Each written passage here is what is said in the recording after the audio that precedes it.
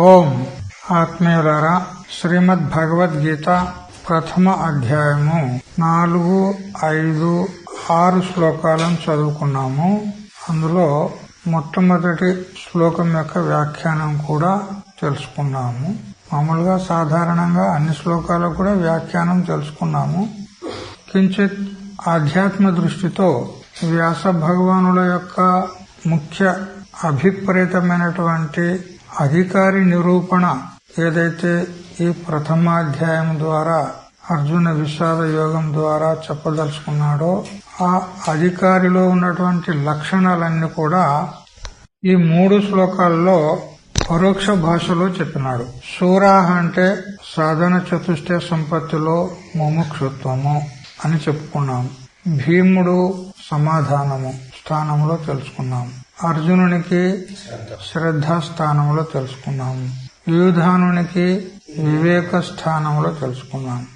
మరి విరాట ద్రుపద ఈ ఇద్దరికి వైరాగ్యంలో అంటే విరాట్ అంటే అపర వైరాగ్యము, ద్రుపదుడు అంటే పర వైరాగ్యము తెలుసుకున్నాం. ఇక ఉపలక్షణంగా షట్ సంపత్తిలో భీముడు అర్జునుని యొక్క ఉపలక్షణం చేత అంటే శ్రద్ధ సమాధానము ఈ రెండిటి యొక్క ఉపలక్షణం చేత సమధమాదులను కూడా తెలుసుకోవాలి అని చెప్పుకున్నాము.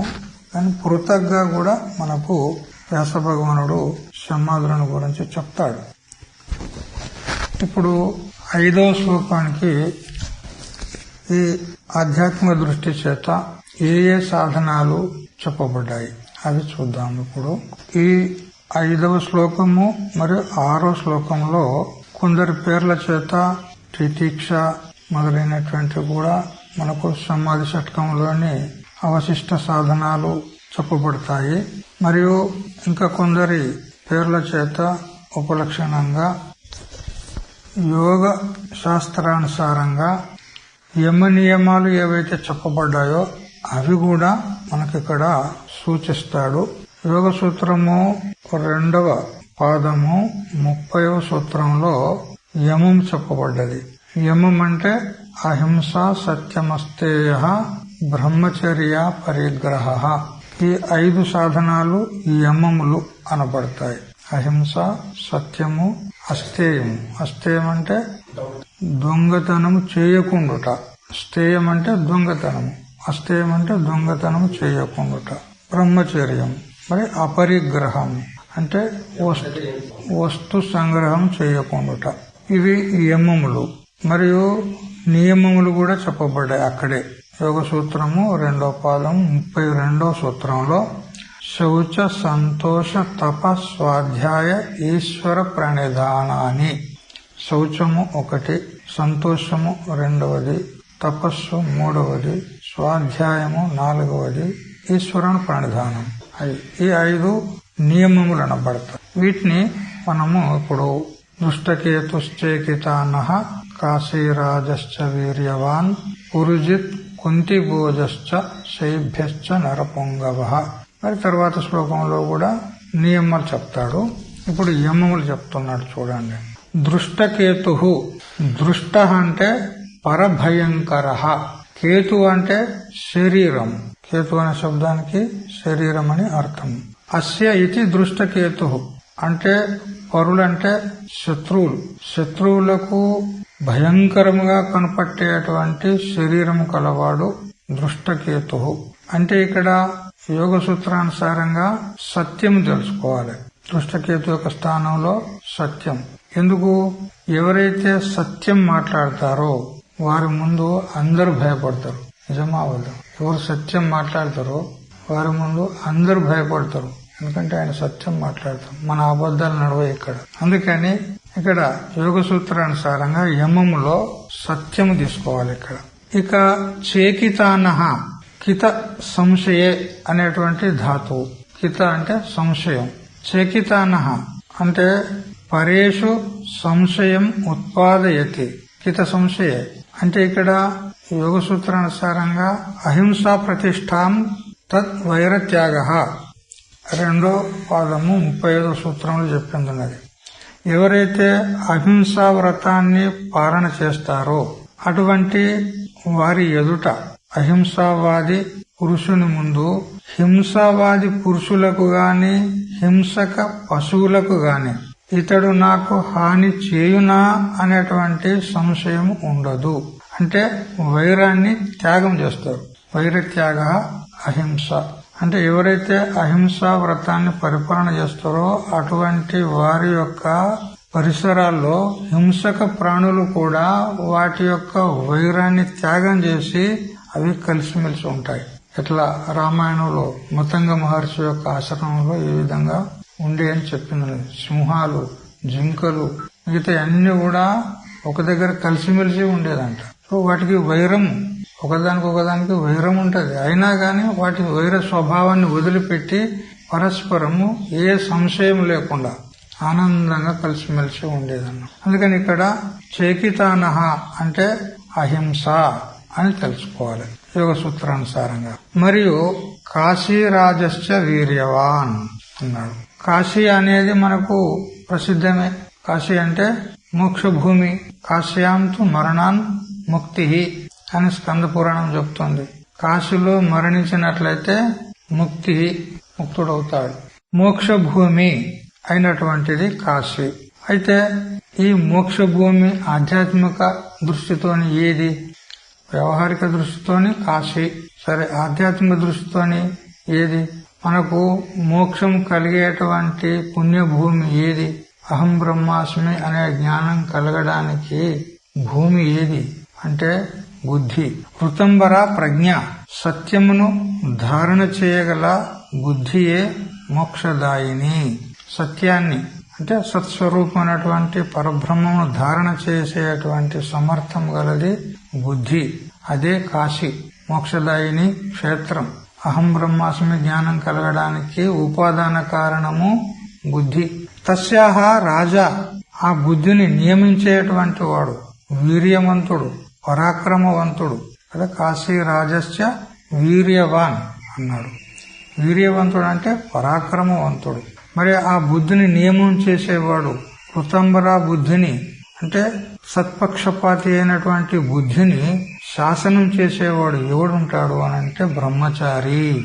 అందుకని ఇక్కడ కాశీరాజు అనేటువంటి శబ్దం చేత మనము ఆధ్యాత్మిక దృష్టితో యోగ సాధనాల్లో బ్రహ్మచర్యమును తీసుకోవాలి. బ్రహ్మచర్యం అనంటే కఠరుద్రోపనిషత్తు చెప్పింది. స్మరణం కీర్తనం కేలి ప్రేక్షణం గుహ్య భాషణం సంకల్పో అధ్యవసాయశ్చ క్రియా నివృత్తిరేవచ ఏతన్మైథునమష్టాంగం ప్రవదంతి మనీషిణః విపరీతం బ్రహ్మచర్యం అనుష్ఠేయం ముముక్షుభిః అనంటూ కఠరుద్రోపనిషత్తు మనకు బ్రహ్మచర్యం గురించి చెప్తుందన్నమాట.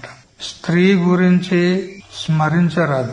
మనసులో కూడా బ్రహ్మచర్యం అంటే ఇట్లా ఉంటది. స్మరించరాదు మనసులో.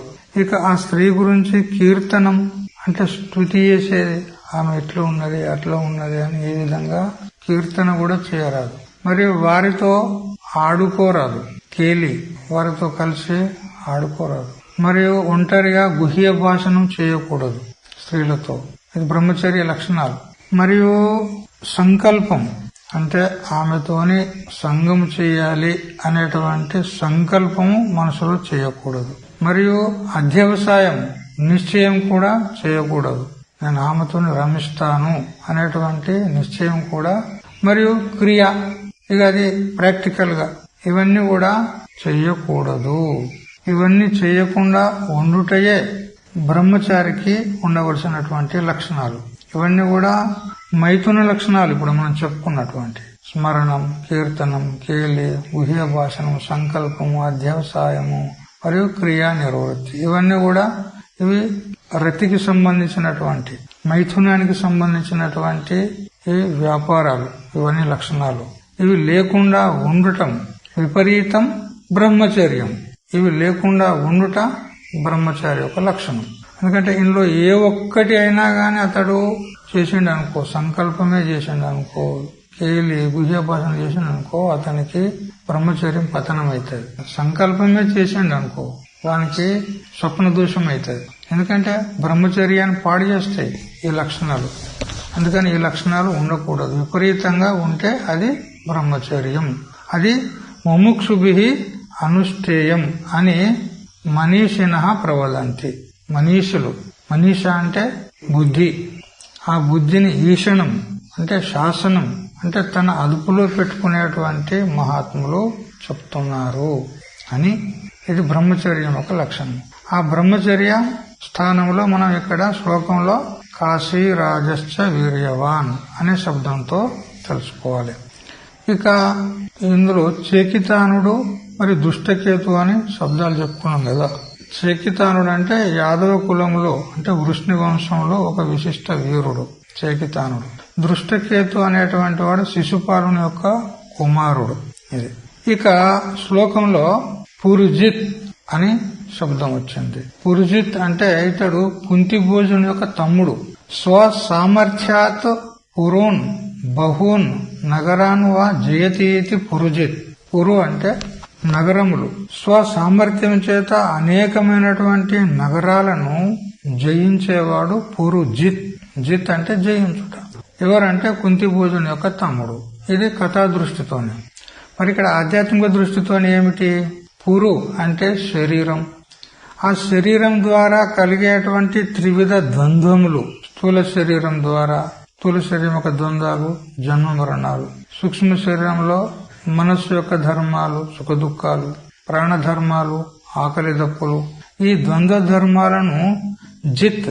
పురు అంటే శరీరం, శరీరంలో కలిగేటువంటి ద్వంద్వ ధర్మాలను జిత్ అంటే జయించేవాడు. అంటే ద్వంద్వ ధర్మాలను జయించడం అంటే ఏంది? సహించడము అంతే. సుఖము దుఃఖము లాభము నష్టము మానము అపమానము ఆకలి దప్పులు ఇవన్నీ ఏవైతే ఉన్నాయో ద్వంద్వ ధర్మాలను జయించడం అంటే ఏంది? అవైతే సహజంగా రాక తప్పవు. శరీరం అయితే ప్రారంభం ఉన్నంత వరకు ఉంటుంది. ప్రారంభం ఉన్నంత వరకు శీతోష్ణాదులు ఆకలి దప్పులు ఇవి సహజంగా కలుగుతూ ఉంటాయి. వాటిని ఎవరు ఆపలేరు. మరి అప్పుడు ఏం చేయాలి? సహించడమే ఇక్కడ జయించడము అని అర్థం. అంటే ఇక్కడ తితిక్ష అని చెప్పినట్లయింది. పురుజిత్ అంటే తితిక్ష. చూడు, శమదమాదుల్లో శమము దమము ఉపరతి తితిక్ష. తితిక్ష స్థానంలో పురుజిత్ వచ్చాడు. మరొక అర్థం పురి. పురి అంటే అష్టపురి అని కూడా అంటారు శాస్త్రంలో. అష్టపురి ఏది? సూక్ష్మ శరీరం. అలా ఏమేమి తత్వాలు ఉంటాయి అని అంటే వాగాది పంచ, శ్రవణాది పంచ, ప్రాణాది పంచ, భ్రముఖాని పంచ, బుద్ధ్యాద్య విద్యా పిచ కామ కర్మణి పుర్యష్టకం సూక్ష్మ శరీరమాహు. ఇక్కడ వాక్ పాణి పాద పాయు ఉపస్థ అనే పంచ కర్మేంద్రియాల సమూహాన్ని ఒకటిగా లెక్క పెట్టండి. 5 కర్మేంద్రియాలు ఒక్కటి. మరి శ్రవణాది పంచ, శ్రోత్ర త్వక్ జిహ్వ ఘ్రాణ చక్షు జ్ఞానేంద్రియ పంచకము ఇది ఒకటి. అంటే కర్మేంద్రియ పంచకం ఒకటి, జ్ఞానేంద్రియ పంచం ఒకటి. ఇవి 2 అయినాయా? మరి ప్రాణాది పంచ, ప్రాణాపాన ఉదాన వ్యాన సమాన అనే పంచ ప్రాణాలు ఇది ఒకటి, 3 అయినాయా?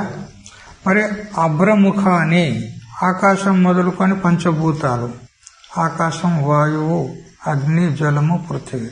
అభ్రాది పంచ అంటే ఆకాశాది పంచభూతాలు, వాగాది పంచ, శ్రవణాది పంచ, ప్రాణాది పంచ, అభ్రాది పంచ 4 అయినాయా?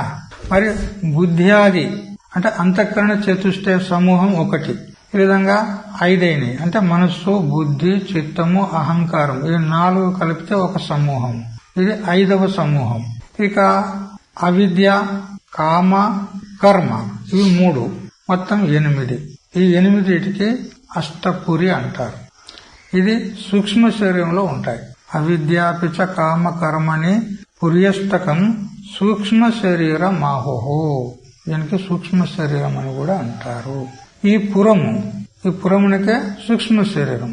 దీన్ని జయించేవాడు అంటే ఈ సూక్ష్మ శరీరంలో కలిగేటువంటి ద్వంద్వ ధర్మాలను సహించేటువంటి వాడు పురుజిత్ అని మనం తెలుసుకోవాలి. అంటే తితిక్ష అని చెప్పుకోవాలి పురుజిత్ అంటే. ఇక కుంతి భోజ అనే శబ్దం వచ్చింది శ్లోకంలో. కుంతి భోజుడు అంటే ఇక్కడ ఉపరతికి మనము ప్రతీకంగా తెలుసుకోవాలి. ఇక్కడ కుంతి భోజ.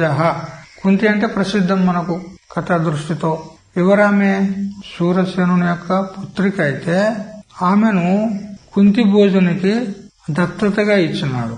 కుంతి భోజ భుజ పాలన అవ్యవహారయోహో అనేటువంటి ధాతు అనుసరించి పాలించాడు, పోషించాడు. ఎవరిని? కుంతిని. అందుకని కుంతి భోజుడైనాడు అతడు. ఇది కథాదృష్టితోనే. ఇక ఉత్పత్తి అర్థం ఏమిటంటే కుహు అంటే పృథివీ. కుహు అనే శబ్దానికి పృథివీ అని అర్థం. తం కుం తనోతి విస్తారయతి ఇది కుంతః. ఆ కుహు అనే శబ్దానికి అర్థమైనటువంటి పృథివీని తనోతి అంటే విస్తారయతి, పృథివీని విస్తారం చేస్తాడు. ఏ విధంగా రాజులు వాళ్ళ దేశాన్ని విస్తారం చేస్తారు కదా, పక్క రాజ్యాలన్నింటినీ వాళ్ళ రాజ్యంలో కలుపుకొని విస్తారం చేస్తారు. ఆ పృథివీని విస్తారం చేసి దాన్ని పాలయతి, భోజ అంటే భుజ పాలన అవ్యవహార పాలన చేస్తాడు. భునక్తి ఇతివ అనుభవిస్తాడు లేదా ఆ రాజ్యాన్ని. అయితే ఇది కథాదృష్టితో తెలుసుకున్నాము. కుంతి భోజుడు అంటే కుంతిని పోషించినటువంటి వాడు. ఉత్పత్తి అర్థం తెలుసుకున్నాము, భూమిని విస్తారం చేసేవాడు. మరి ఆధ్యాత్మిక అర్థం ఏది ఇక్కడ అంటే కుమ్ అంటే మనం పృథివీ అని తెలుసుకున్నాం. ఇక్కడ పృథివీ అంటే ఇక్కడ బుద్ధి అని తెలుసుకోవాలి. కుమ్ అంటే బుద్ధి. దాన్ని పరిచ్ఛేద రహితము చేయుట అనగా తనోతి, బుద్ధిని విస్తారం చేయుట. కు అంటే కుమ్ అంటే బుద్ధిని, తి అంటే తనోతి అంటే విస్తారం చేస్తాం. బుద్ధిని విస్తారం చేయుట, విస్తరింపజేయుట. బుద్ధిని విస్తరింపజేయుట అంటే దాని అర్థమైంది అంటే సర్వాత్మ భావనను పొందుట అని అర్థం. బుద్ధిని విస్తారం చేయటం. మనం మహాత్ములు అంటాం కదా. మహాత్ములు అంటే మహాన్ ఆత్మ యస్య సహ మహాత్మ, గొప్ప ఆత్మ కలిగిన వాడు. ఆత్మ శబ్దానికి అక్కడ ఏమర్థము? ఆత్మ అంటే అంతఃకరణం, అంటే విశాలమైనటువంటి అంతఃకరణం, అంటే సర్వాత్మ భావన, అంటే వసుదైక కుటుంబకం అనేటువంటి సర్వాత్మ భావన రావాలి. సర్వం కలివిదం బ్రహ్మ, ఇటువంటి దృష్టి వస్తే అది సర్వాత్మ భావన. అదే ఇక్కడ కుంతి అనే శబ్దానికి అర్థమైంది. కుమ్ అంటే బుద్ధి, తి అంటే తనోతి విస్తారయతి, బుద్ధిని విస్తరింపజేయుట అంటే సర్వాత్మ భావనను పొందుట. ఇది కుంతి. ఇక దాన్ని భోజ, భోజ అంటే భుజ పాలన అవ్యవహారయో అంటే పాలించుట, భుజించుట అని అర్థం. మరి ఆ బుద్ధిని పరిచ్ఛేద రహితమైనటువంటి విస్తారమైనటువంటి వ్యాపకమైనటువంటి అంటే సర్వాత్మ భావన కలిగినటువంటి బుద్ధిని పాలించాలి. ఏ విధంగా అంటే రాగద్వేష రహితముగా చేసి దాన్ని పాలించాలి. అంటే బుద్ధిలో ఏ విధమైనటువంటి రాగద్వేషాలు లేకుండా, కామక్రోధాలు లేకుండా, లోభమోహాలు లేకుండా, అంటే ఏ విధమైనటువంటి ఆసురీ సంపత్తి లేకుండా దాన్ని కాపాడడం. బుద్ధిని విస్తారం చేయాలి, మరి దాన్ని రాగద్వేషాలు లేకుండా కాపాడాలి.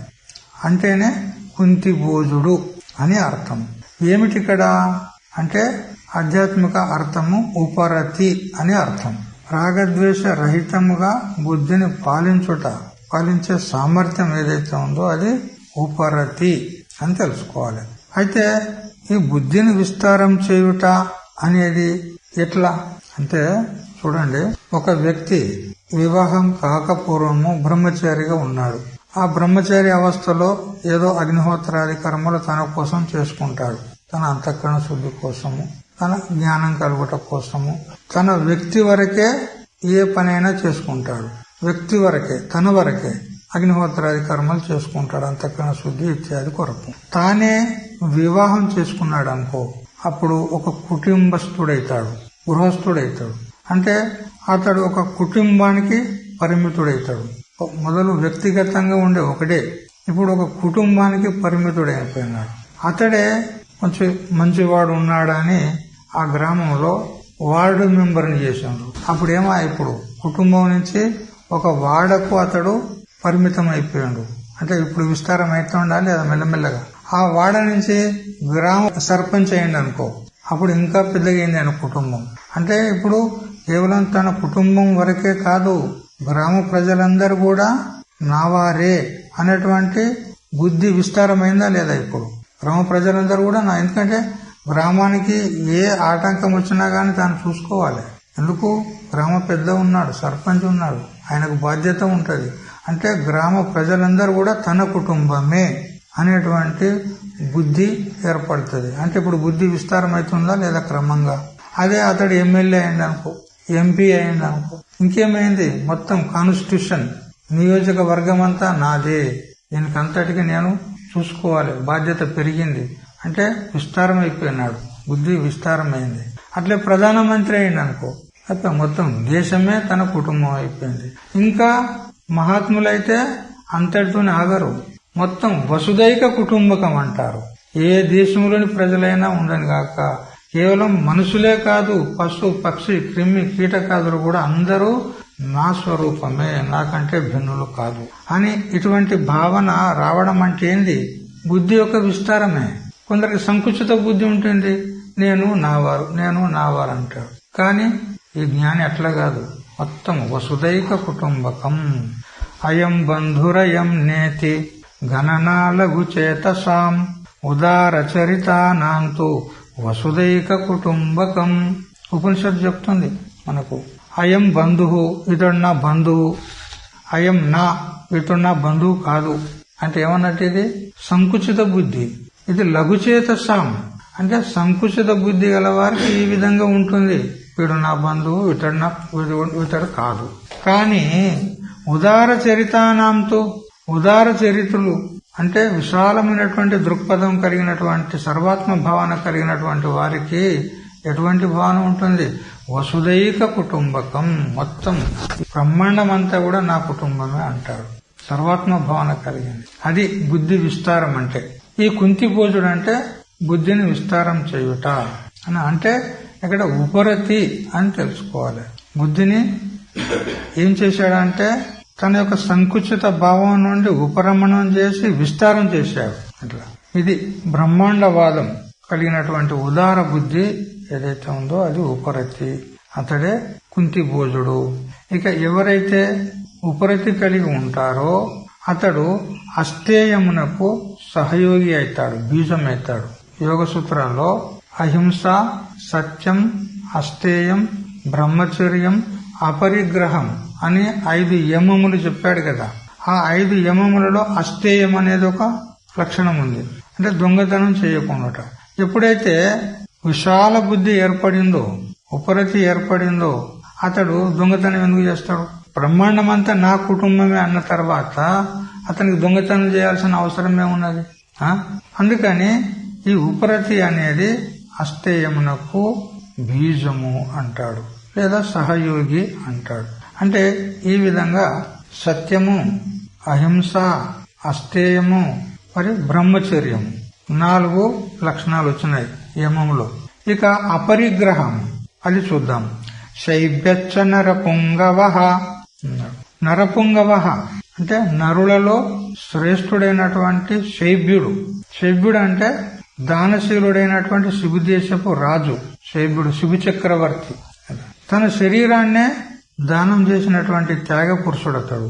ఇంద్రుడు మరి అగ్నిదేవుడు ఆ శిబు చక్రవర్తిని పరీక్షించడానికి ఒక పావురము మరియు ఒక డేగ రూపంలో వచ్చినారు. వాళ్ళు వచ్చి ఆ డేగ ఆ పావురాన్ని వెంటాడుతుంటే ఆ పావురము శివచక్ర దగ్గరికి వచ్చి శరణు పొందింది. నన్ను రక్షించు, డేగ నుంచి నన్ను కాపాడు అని అంటే అప్పుడు డేగ కూడా వచ్చింది దాని వెంట. అప్పుడు పావురం ఎప్పుడైతే శివచక్రవర్తి యొక్క ఆశ్రయంలో చేరిపోయిందో, శరణు పొందిందో, అప్పుడు ఈ డేగకు అవకాశం ఇయ్యడు శివచక్రవర్తి.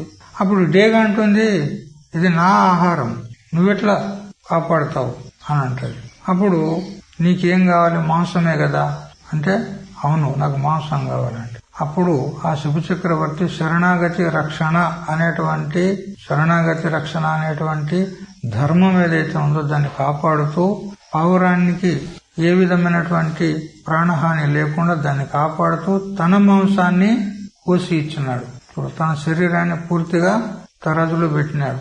ఆ పావురం ఎత్తు మాంసం నాకు కావాలి అని అంటే ఇస్తానని ఇంత కోసి ఇస్తూ ఉంటే అది తూకం సరిపోతలేదు పావురానికి.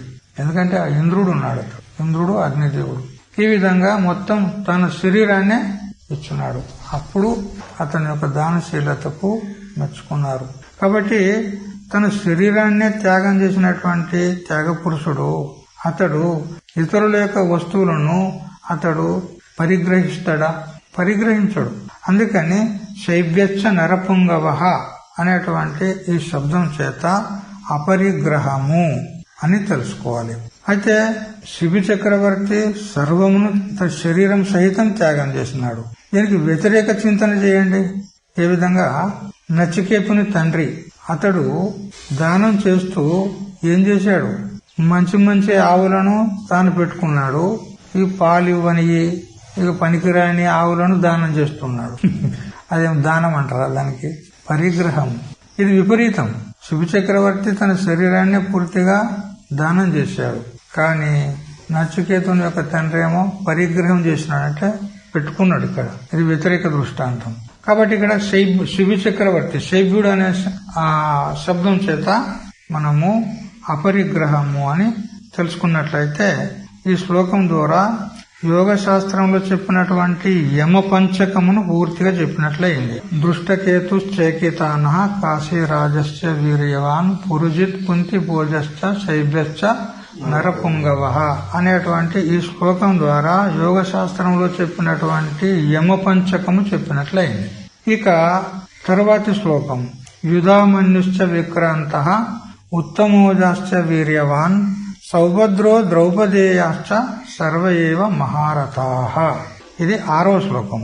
దీనిలో యోగ శాస్త్రానుసారంగా నియమములు చెప్తాడు. శౌచ సంతోష తప స్వాధ్యాయ ఈశ్వర ప్రణిధానాన్ని అని నియమములు చెప్పాడు యోగ శాస్త్రకారుడు పతంజలి భగవాన్. ఆ 5 నియమాలను ఇప్పుడు ఈ 6వ శ్లోకం ద్వారా చెప్తాడు. యుధామన్యు అనేది కథా దృష్టితో గనక చూసినట్లయితే యుధాయం అంటే యుద్ధే, మన్యు అంటే కోప ఆవేశో యస్య సహ యుధామన్యు అంటే పాంచాల దేశపు రాజు పాంచాలుడు. యుధామన్యు అంటే పాంచాల దేశపు రాజు.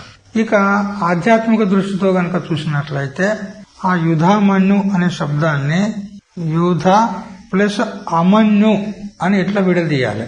మన్యు అంటే కోపం, అమన్యు అంటే కోపం లేనివాడు, యుధ అంటే యుద్ధమునందు. ద్వంద్వే సతి మనకు ద్వంద్వ యుద్ధం జరుగుతుంది. ఎక్కడ? మన శరీరంలో ద్వంద్వ యుద్ధం జరుగుతుంది. ద్వంద్వాలు ఏవి? సుఖ దుఃఖాలు, శీతోష్ణాలు, ఆకలి దప్పులు మొదలైనటువంటి ద్వంద్వాలు జరుగుతున్నాయి. ద్వంద్వ యుద్ధం. ఈ ద్వంద్వాలలో ప్రాప్తమైనప్పుడు ద్వంద్వే ప్రాప్తే సతి యుధ అమన్యు అంటే కోపావేశ యస్య నాస్తి స యుధామన్యు. ఈ ద్వంద్వము అనేటువంటి యుద్ధం ప్రాప్తమైనప్పుడు, ద్వంద్వ ధర్మాలు ప్రాప్తమైనప్పుడు అతడు కోపావేశాలకు గురికాడు. మన్యు అంటే కోపం, అమన్యు అంటే కోపానికి గురికాడు. అంటే ద్వంద్వాలను సమస్థితిలో ఉండి అతడు సహిస్తాడు అని అర్థం. ద్వంద్వాలు ప్రాప్తించినా కూడా అనగా అశుచి మొదలైనటువంటి ఏవైతే ద్వంద్వ ధర్మాలు మనకు ప్రాప్తమవుతాయో అవి తటస్థపడినప్పుడు కూడా ఉద్విగ్నము కాడు. కోపానికి రాడు అంటే తాత్పర్యమైంది అంటే విక్షిప్తుడు కాదు, ఉద్విగ్నుడు కాదు, సమస్థితిలో ఉంటాడన్న ఆంతర్యంలో శుద్ధ మనస్కుడై ఉంటాడు. ఇదే శౌచానికి నిదర్శనం. యుధామన్యు అంటే శౌచము అని తెలుసుకోవాలి. ఇక విక్రాంత అనే శబ్దం ఏదైతే ఉందో ఇది కొందరు టీకాకారులు యుధామన్యునికి విశేషణంగా చెప్పినారు. అయితే ఇక్కడ సపరేట్ గా చెప్తున్నాడు. విక్రాంత అంటే ఇతడొక వీరుడు అని ప్రత్యేకంగా పృథక్గా చెప్తున్నాడు. విక్రాంతుడు అనేవాడు ఒక వీరుడు. విశేష రూపేణ చాతుర్యేణ శత్రుపక్ష పారం క్రమతి గచ్చతి ఇది విక్రాంత. శత్రుపక్షం యొక్క పారం అంటే శత్రుపక్షాన్ని జయిస్తూ దాన్ని అతిక్రమించి పోయేవాడు, చాతుర్యం చేత దాటిపోయేవాడు విక్రాంతుడు. అంటే మనలోని శత్రువు ఏదైతే లోభం ఉన్నదో, లోభము మోహము శత్రువులు ఉన్నారు కదా మన లోపల. కామ క్రోధశ్చ లోభశ్చ దేహే తిష్టంతి తస్కరాః జ్ఞాన రత్నాపహారాయ తస్మాత్ జాగ్రత్త జాగ్రత్త. అయితే మనలో ఉన్నటువంటి శత్రువులను అతడు జయించి శత్రువులకు లొంగక వారిని అతిక్రమిస్తాడు. అంటే ఈ శత్రువును లొంగక అతిక్రమించుట, లోభానికి వశగతుడు కాకుండుట అనేటువంటి గుణము ఎవరిలో ఉంటుందంటే ఎవరికైతే సంతోషము ఉంటుందో, సంతోషం అంటే ఆహ్లాదం కాదు, ఇక్కడ తుష్టి అంటే తృప్తి. ఎవరైతే తృప్తిగా ఉంటారో వారు లోభాన్ని జయిస్తారు, శత్రువులను జయిస్తారు. ఉన్నదాంతో తృప్తిగా ఉన్న తర్వాత అతనికి లోభం ఎట్లా పెరుగుతుంది? ఎంత ఉంటే అంత తృప్తిగా ఉంటాడు, అతనికి లోభం అనేది రాదన్నమాట. అంటే లోభాన్ని జయించినట్లయింది తృప్తి, సంతోషం అనేటువంటి గుణం చేత. అందుకని విక్రాంత అనే శబ్దము సంతోషము అనే దానికి మనము ప్రతీకంగా తెలుసుకోవాలి. లోభానికి విరోధి సంతోషం. ఈ విషయంలో భర్తృహరి ఒక శ్లోకం రాస్తున్నాడు భర్తృహరి శతకంలో. మనసిచ పరితుష్టే కో అర్థవాన్ కో దరిద్ర అన్నాడు. మనసులో తృప్తి ఉండాలి. మనసులో తృప్తి ఉంటే దరిద్రుడెవడు ధనవంతుడెవడు చెప్పు అంటాడు. అంతే కదా, తృప్తిగా ఉండడం, ఉన్నదాంతో తృప్తిగా, ఎంత ప్రాప్తమైతే అంత ప్రారంభానుసారంగా ఎంత ప్రాప్తమైతే దాంతో హాయిగా తృప్తిగా ఉంటాడు. నాకు ఇది కావాలి అనేటువంటి సంకల్పం రాదు అతనికి. అయితే ప్రారంభానుసారంగా శరీర నిర్వహణ కోసము ఎంత అవసరమో అంత అతడు వాటిని వినియోగించుకుంటాడు. కానీ అధికంగా విలాసాల కోసమని అతడు ఏది కోరడు.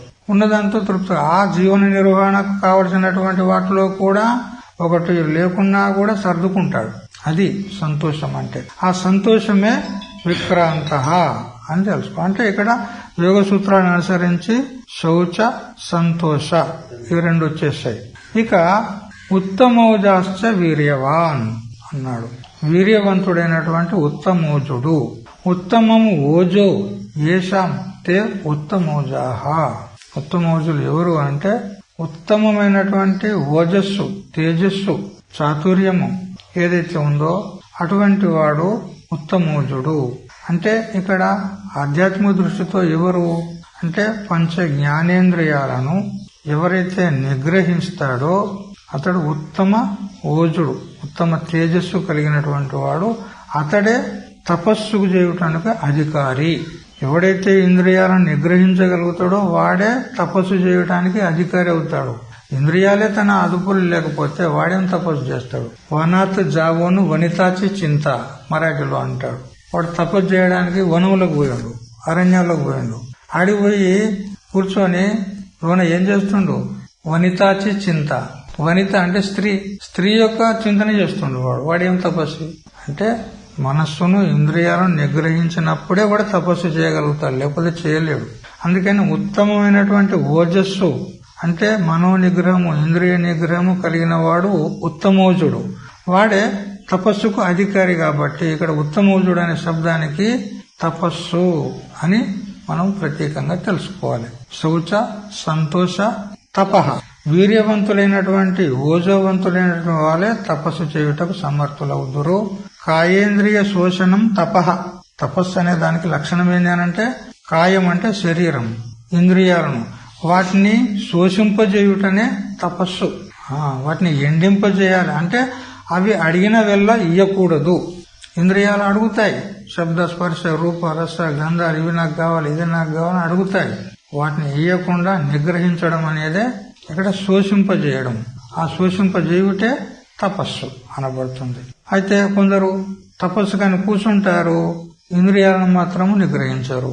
అదేం తపస్సు అంటే మిథ్యాచారం మాత్రమే అంటాడు. కేవలం మిథ్యాచారం అంటే నేను తపస్విని అని లోకంలో చెప్పుకొని తిరుగుట మాత్రమే, అంతేగాని స్వతహాగా వాడు తపస్వి కాదు. ఇట్లా దొంగ తపస్సులు, దొంగ సాధువులు ఎంతో మంది ఉంటారు కదా. మలయాళ స్వామి కాలం నాడు కూడా ఒకడు వచ్చినాడు వాళ్ళ గ్రామానికి. జపమాల నుంచి గంగా తీర్థం ఇస్తా అని వాడు వచ్చినాడు. ఆ జపమాల ఏంది? ఆ రుద్రాక్ష అది ప్లాస్టిక్ది. దాన్ని నీళ్ళలో పెట్టేది రాత్రి, తెల్లవారి భక్తులకందరికీ ఒక్కొక్క రుద్రాక్ష పిండేది చేతిలో. ఎవడు తీర్థంగా భావిస్తే ఇక నా జన్మ ధన్యమైంది అనుకుంటూ పోయేది. వాడు 108 మందికి మాత్రమే ఇచ్చేది రోజు. ఎందుకు? వాళ్ళ పూసలే 108 ఉంటాయి. ఆ 108 కాగానే అతని శిష్యుడు మా గురుదేవుడు ధ్యానంకి వెళ్ళిపోతాడు, ఈ రోజు అయిపోయింది అంటాడు వాడు. అది మలయాళ స్వామి కనిపెట్టాడు. మెల్లగా అతనికి శిష్యునిగా పోయిండు. ఆ మాలను మార్చేశాడు, అసలు మాలను పెట్టాడు, అక్కడ అసలు రుద్రాక్షను పెట్టాడు. తెల్లారి ఇక్కడ వాడు పరేషాన్ అవుతాడు. ఏమరా శిష్య అని మన శిష్యుని ముఖం చూస్తే నాకు తెలియదని వాడంటాడు. గురువు గారు మీ చెప్పమల నా దగ్గర ఉంది అని మరి అలసాన్ని చూపెడతాడు. అప్పుడు వాని రంగం బయటపడ్డది కదా. అప్పుడు ఆ గ్రామస్తులందరూ కూడా వాడిని చీకొట్టి ఎల్లగొట్టిండ్రు. అప్పుడు మలయాళ స్వామి అంటారు, ఇట్లాంటి దొంగ సాధువులు వస్తారు, నమ్మకూడదు, పరీక్షించుకొని మనము వారికి ఆదరించాలి. మరి విచారం చేస్తే ఈ సాధువులకు ఒక భార్య లేదు, పిల్లలు లేరు, ఎవరు లేరు. ఈ డబ్బు సంపాదించి ఏం చేసుకుంటాడు వాడు దరిద్రుడు? ఎందుకు వానికి? సన్యాసి అంటే దాని అర్థం ఏంది? సర్వమును త్యాగం చేసిన వాడు సన్యాసి. మళ్ళీ ఈ సంగ్రహం ఏంది?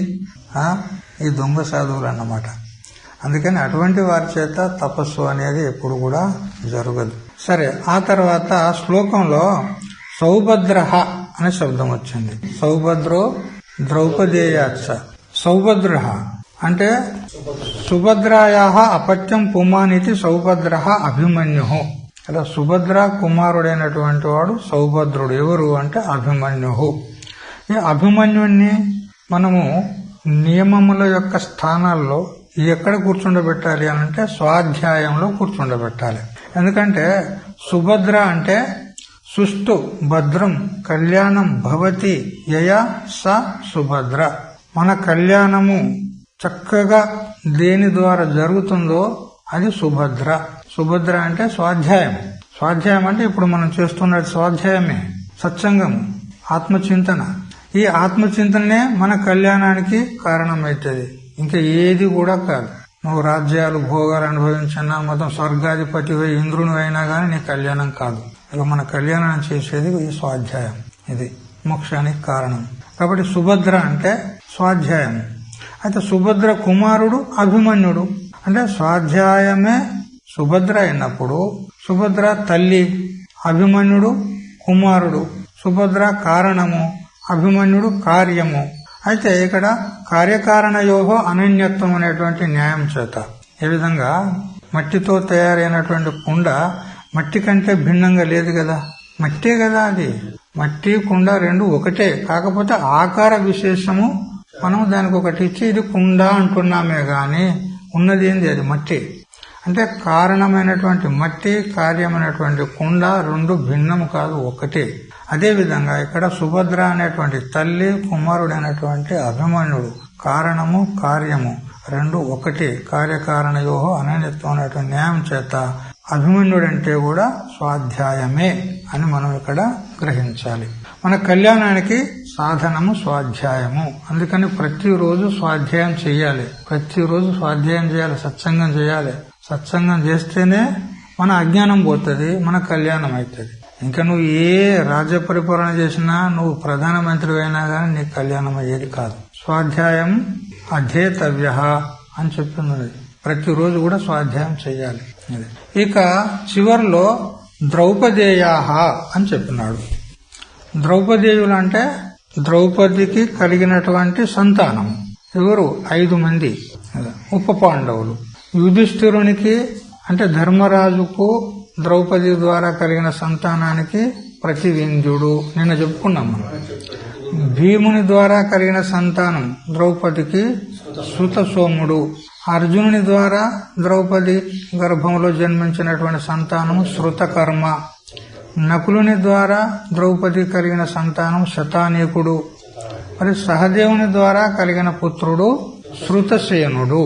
ఎట్లా ఈ 5 ద్రౌపదేయులు అంటాడు. ఇక్కడ ద్రౌపది అనే శబ్దానికి వ్యుత్పత్తి అర్థం ఈ విధంగా ఉంది. ఏమిటంటే ద్రుహు శీఘ్రగతి. ఇంతకుముందు ద్రుపదుడు, ద్రోణుడు అనే శబ్దంలో కూడా ఈ ద్రు శబ్దం వచ్చింది. ద్రు అనే ధాతు. ద్రు శీఘ్రగతవు. ద్రు అంటే శీఘ్రంగా గమనం చేయున్నది అని అర్థం. పదం అంటే లక్ష్యం. అంటే శీఘ్రముగా లక్ష్యం అయినటువంటి కళ్యాణమైనటువంటి మోక్షం ప్రతి గతి యస్య సహ ద్రుపద.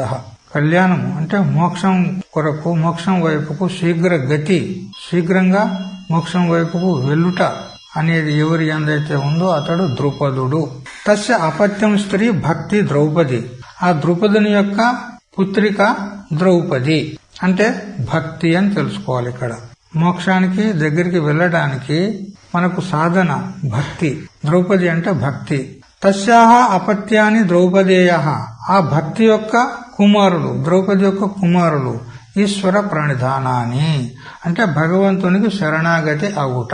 భగవంతునికి శరణాగతి అయితే మనకు భక్తి కలుగుతుంది. భక్తి కలిగితేనే ముక్తి కలుగుతుంది, అంతే. అందుకని ఈశ్వర ప్రణిధాన స్థానంలో మనము ఈ పంచ ఉప పాండవులను గ్రహించాలి. ఈ విధంగా యోగ పరిభాషను అనుసరించి, యోగ శాస్త్రాన్ని అనుసరించి పతంజలి భగవాన్ చెప్పినటువంటి నియమాలు ఏవైతే 5 నియమాలు ఉన్నాయో ఆ 5 మనకు ఈ శ్లోకం ద్వారా తెలుసుకున్నట్లయింది. మరి చివరకు సర్వయేవ మహారథాః అనే శబ్దం ఉంది. వీళ్ళందరూ కూడా మహారథులు. మహారథి అంటే మనం నేను ఒక రకంగా చెప్పుకున్నాం, 10,000 మంది ధనుర్ధారులైనటువంటి యోద్ధలను ఒక్కడే జయించేవాడు మహారథి. అదొక అర్థం. కానీ ఇక్కడ ఇంకొక అర్థం కూడా ఉంది.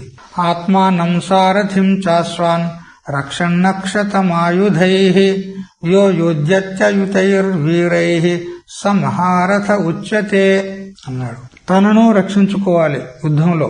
ఎందుకంటే శత్రువులు శరవేగంతో శరాలను వదులుతూ ఉంటారు, బాణాలను వదులుతూ ఉంటారు. ఆ బాణాల నుండి తనను రక్షించుకోవాలి, ఆ బాణాలు తనకు తగులకుండా. మరియు సారథిని కూడా రక్షించే బాధ్యత రథికునికి ఉంటది.